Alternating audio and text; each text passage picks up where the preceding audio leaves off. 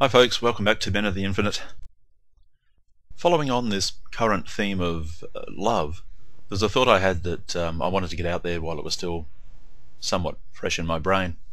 And so I'm doing it rather off the cuff over a cuppa and a biscuit.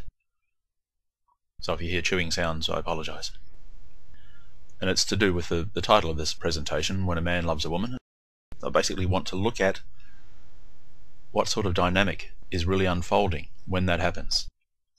Now, we're pretty familiar with the forces of physical and aesthetic attraction, the kind of stuff that happens at the very beginning of the process. I don't think there's any need for me to iterate those points. So I'll skip over all that and go straight to the dynamics that unfold when a man begins to actually fall in love with a particular woman. One of the things that has always struck me about that process is that if you ask the average man whether he understands women, whether he understands what a woman is, he will almost invariably say no. He's almost obligated to say it, really.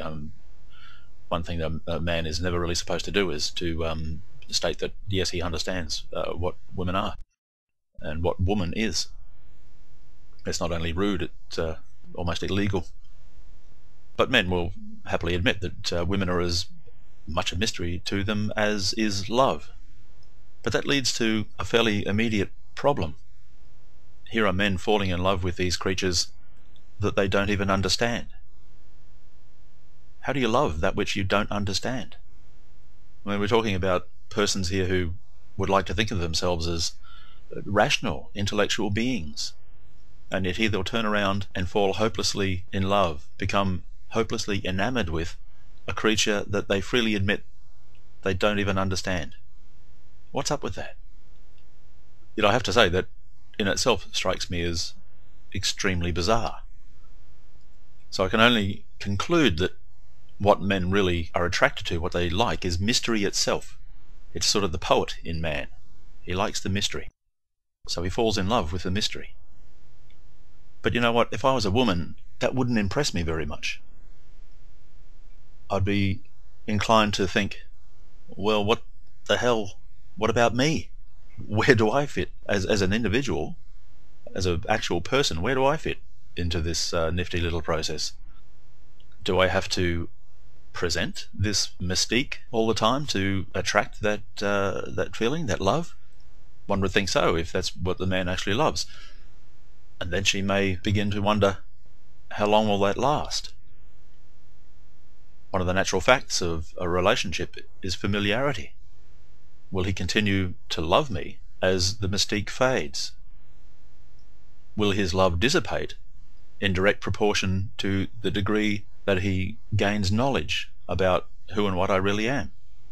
If indeed it is the mystique, the mystery of woman that he really loves, then the answer to that would have to be yes, that's exactly what will happen. Now, he might hang around because over time you sort of get used to a person, you develop an attachment to them, much like when you buy a puppy. It's a wonderful thing, and then it grows up to be this problematic big animal, but you don't have the heart to get rid of it because you've sort of become attached to it, but you certainly don't have the same feelings towards it. So if I was a woman, I'd be quite concerned with the idea that men find women a mystery. I can't imagine falling in love with something that I didn't understand. It doesn't seem rational. But beyond that, there's another dynamic which is more common and is a complete mystery to most men. But it's something to do with themselves and the nature of their love. And that thing is that men do not love women for who and what they are. They don't really love the individual person. Speaking only for myself, I must admit I would find it quite difficult to love most women for who they really are. What men really love is their ideations. Men project their own ideation in the form of the social abstraction of woman onto individual women.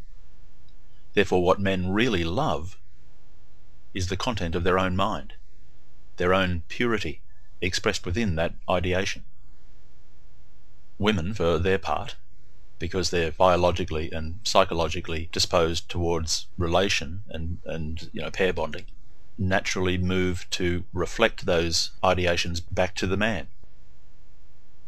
And the degree to which she is successful and the level of perfection with which she can reflect those ideations back to the man constitutes the degree to which he will develop love for her. And she does this instinctively, unconsciously. But whilst being able to live up to that ideal to an astonishing degree, she will nevertheless begin to relax after having bonded with the man, because she no longer has to play the role so completely. And the unavoidable consequence of that is the clash that arises between the husband's perception of her as the epitome of woman and the bag of egotistical and irrational blood and bones that she really is, and is now being seen by him to be. And that works both ways, of course. Once a genuine pair bonding and intimate relationship has been established, the man begins to cease playing his role as well. And so over time, she begins to see him in a more pure light, and she sees him as the egotistical and irrational blood and bones that he really is. This realization is something that men are mostly silent about, because to speak of it is to admit that one has deluded oneself deeply. No romantic relationship can completely withstand familiarity, because romance is pure abstraction. It's invention, it's a creation, it's a false ideation, and reality has a habit of intruding on all false ideations. In any ego-based relationship, one has to remember that one is seeing the other through the filters of one's own egotistical desires. The person you're living with, or the person you think you're living with, may be someone entirely different from who that person really is. Indeed, this happens in interaction between people all the time, whether they're in a relationship or not. This will sound a tad theatrical, but I consider it a kind of violence we perpetrate against people. We literally kill them off. We destroy who they are and reinvent them. That is, we symbolically murder them.